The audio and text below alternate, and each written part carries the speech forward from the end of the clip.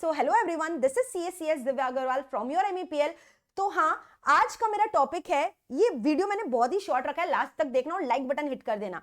क्या इंग्लिश बोलना और समझना इंपॉर्टेंट है आपके करियर के पॉइंट ऑफ व्यू से? यार कोर्स डिग्रीज तो हमने ले लिया, बट क्या हमें इंग्लिश में फ्लुएंट होना भी जरूरी है? My answer would be yes, you have to be fluent in English. Fluent नहीं तो मतलब अच्छा इंग्लिश बोलना तो यार आना ही चाहिए, क्योंकि आप कितने भी नॉलेजेबल हो जाओ, जब आप अपने शेल से बाहर निकलोगे and you will be expose to the real practical world. आप जब बड़े बड़े बिग बिग MNCs में काम करोगे या बिग 4 में काम करोगे या कोई इंडस्ट्री में काम करोगे, वहां पे जो लोग रहेंगे वो सिर्फ इंडिया से नहीं रहने वाले, बल्कि they will be from different countries. And you know English is a commonly acceptable language in maximum number of countries. तो जितने भी कंट्रीज के अलग अलग लोग रहेंगे, आपके क्लाइंट्स रहेंगे, वो सब इंग्लिश में सुइटेबल रहेंगे। तो आपको भी वेल वर्स्ड होना होगा दोस्तों इंग्लिश के साथ। So you know for English, English ऐसे तो एक मैं बोलूं एक just common medium of communication है, ज्यादा कुछ नहीं है। इंग्लिश एक मीडियम ऑफ कम्युनिकेशन है। मेन जो मैटर करता है वो आपका डिग्री, आपका नॉलेज, आपका एक्सपर्टाइज मैटर करता है। लेकिन अगर ये नॉलेज एक्सपर्टाइज डिग्री के संग थोड़ा अगर हम लोग इंग्लिश में भी फ्लुएंसी मास्टरी कर ले, सो इन दैट केस हम लोग जो है और ज्यादा तरक्की इजीली कर सकेंगे and we are going to impress all our surrounding people. ठीक है, तो क्यों इंग्लिश स्पीकिंग जरूरी है? और अभी आप ये मत घबराओ ये देखकर कि यार मुझे तो इंग्लिश आता नहीं और मैम तो इंग्लिश के ऊपर एम्फसाइज कर रही है। तो अभी राइट टाइम है, जब जागो तब सवेरा। So now is the right time. अभी भी आप वर्क करोगे, मैं आपको गारंटी देती हूं, आप 6 महीने के अंदर आप देखोगे धीरे धीरे आपके अंदर इंप्रूवमेंट आ गया। हाँ, लेकिन एक बार जब डिग्री मिल गया, उसके बाद जब आप इंटरव्यू देने जा रहे हो और वहां पे जाकर आप पैनिक करोगे इंग्लिश स्पीकिंग को लेकर, तब यार थोड़ा दिक्कत का बात आ जाता है। तो अभी आपके पास टाइम है, साइड बाय साइड अपना करियर भी परस्यू करो, साइड बाय साइड कुछ नहीं, इसको लर्न विद फन की तरह लेना है। तो साइड बाय साइड आप ये भी थोड़ा कर लो। तो इससे क्या होगा ना, आपके पास एक अपर हैंड रहता है। जितना आप इंग्लिश अच्छे से बोल सकोगे, I am not talking about कि you have to be speaking very difficult words, sophisticated English आनी चाहिए, वैसा मैंने नहीं बोला। You have to speak simple English, ठीक है, जो सामने वाले को समझ आ सके and you are confident enough while you are speaking in English. ठीक है, क्योंकि जब इंग्लिश अच्छे से नहीं आती, अभी मैं बोल रही हूँ जितने भी बच्चे देख रहे होंगे, इसमें से बहुत सारे बच्चे ऐसे होंगे जिनका इंग्लिश उतना फ्लुएंट नहीं है and it is quite normal. ठीक है, हम लोग क्या होता है ना, कॉर्पोरेट कल्चर में काम करते करते करते करते ग्रेजुअली सीख जाते हैं, बट क्यों ना हम उसको पहले से ही सीख कर रखे जिससे हमारा अपर हैंड रहे, है ना। सो इन दैट केस आप नेटवर्किंग तुरंत आसानी से कर लोगे। सो आप जब भी बिजनेस वर्ल्ड में जाओगे, नेटवर्किंग इज वेरी एसेंशियल। आपका इंग्लिश अच्छा है तो आप कैसे भी नेटवर्किंग कर लोगे, किसी से भी इंटरेक्ट कर सकोगे और इंप्रेस कर सकोगे। फिर आप काम करोगे, चाहे आप आप कैसे भी काम करोगे, कोई भी जॉब प्रोफाइल के लिए काम करोगे, आपको पता है ये सब बेसिक चीज होती है। ईमेल ड्राफ्ट करने पड़ते हैं, ड्राफ्टिंग्स होते हैं बहुत सारे, तो ये सब आपको पता है इंग्लिश लैंग्वेज में करने पड़ते हैं। तो अगर आपका इंग्लिश अच्छा नहीं है तो आप ड्राफ्टिंग भी आपका खराब हो जाएगा, ड्राफ्टिंग स्किल भी खराब हो जाएगा। ठीक है, और फिर जितने भी बड़े कॉर्पोरेट ऑफिसेज में आप जाओगे, formal communication takes place through exchange of email, तो ईमेल भी आपको ड्राफ्ट करना होगा, सब आता है इंग्लिश लैंग्वेज में।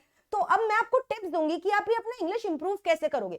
सबसे पहला बात तो कॉम्प्लेक्सिटी मत लाओ कि यार मुझे तो कॉम्प्लेक्स हो रहा है, मुझे तो इंग्लिश आता नहीं है, ये सब चीज अपने दिमाग से निकाल दो। ठीक है, मैं भी जब छोटी थी, मतलब आपके टाइम की थी, तो मुझे भी ठीक से नहीं आता था, लेकिन धीरे धीरे मैंने भी सीख लिया। यार इसमें कोई हाथी घोड़ा नहीं, इंग्लिश तो एक लैंग्वेज है, वो आप सीख सकते हो with the passage of time.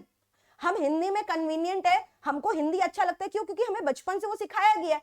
So that is why we are well versed with Hindi, but इसका मतलब ये तो नहीं है ना इंग्लिश नहीं सीख सकते। So you have to be fluent in English, and fluency का भी मतलब मैंने बोला sophisticated words नहीं, simple plain English, okay? तो इसके लिए कुछ कुछ टिप्स मैं लेकर आई हूं आपके लिए। इंग्लिश न्यूज़पेपर को रीड करो। अब इंग्लिश न्यूज़पेपर को रीड करने का मतलब मैंने ये नहीं बोला सिर्फ न्यूज का हाइलाइट्स पढ़ना है, पूरा डिटेल में न्यूज़पेपर पढ़ो, कोई भी सेक्शन उठा के। अलग अलग न्यूज़पेपर आते हैं, times of India, economic times है। अगर आपको थोड़ा डिफिकल्ट अच्छा लेवल ऑफ इंग्लिश सीखना है तो economic times is the best newspaper. Telegraphs I would recommend कि अगर आप एक न्यूफाइट मतलब बिगिनर हो, नोवाइस हो, ठीक है, तो देखो मैंने आपको 2-3 वर्ड्स आज नया भी सिखा दिया अपने इस वीडियो के थ्रू। तो टेलीग्राफ पढ़ना, फिर आर्टिकल्स पढ़ सकते हो। If you are fond of book reading कर सकते हो। ये सब मतलब अपना लेजर टाइम में करोगे। ठीक है, तो ये आपको क्या है ना, एक एडवांसमेंट मिलेगा आपके करियर में। ये आपको अभी नहीं समझ में आएगा, आपको बाद में समझ में आएगा इसका इंपॉर्टेंस, कि मैम ने जो बोला था अच्छे के लिए बोला था। फिर आजकल तो आपको पता है ऑनलाइन जो है आप बुक्स जो है पढ़ सकते हो, ऐप में आपको बुक खरीदने की भी दरकार नहीं है, किंडल है। ठीक है, मैंने आपको कुछ सजेशंस दिए, जैसे मैं पढ़ती हूँ डैन ब्राउन की बुक्स है, Harry Potter by JK Rowling, तो ये सब बुक्स आप जो है पढ़ सकते हो। ओके, अच्छा अब बच्चे बोलेंगे चेतन भगत, सो आई वुड रिकमेंड, पढ़ सकते हो, लेकिन उसमें आपको पता है इंग्लिश का लेवल कैसा रहता है। ठीक है, सो इंग्लिश न्यूज चैनल जो है ये भी आप वॉच कर सकते हो। टाइम्स नाउ है, CNBC, TV18 बिजनेस न्यूज देखना, जिससे आपका करंट अफेयर्स भी स्ट्रांग होगा। CNBC TV18, इंग्लिश मूवीज देखो। And my advice would be initially जब बिगनर हो तो विद सबटाइटल देखो, लेकिन अगर विदाउट सबटाइटल देखोगे ना तो जल्दी इजीली आप समझ पाओगे चीजों को, ठीक है। एंड यू नो न्यूज देखो, इंग्लिश न्यूज में जब आप न्यूज चैनल चलाते हो तो एंकर का एक्सप्रेशंस देखा करो, the way they are delivering the speech, the way they are talking, the way they are communicating, ठीक है। ये सब एक्सप्रेशन नोट किया करो, what are they speaking, words note किया करो और एक चेकलिस्ट बना के रखो, एक डायरी मेंटेन करके रखो, उस डायरी में सब पॉइंट्स लिख कर रखा करो। हर एक दिन कोई भी 10 वर्ड्स आप सिलेक्ट करो और उसको जॉट डाउन करके रखो, that will also enhance your vocabulary, ठीक है।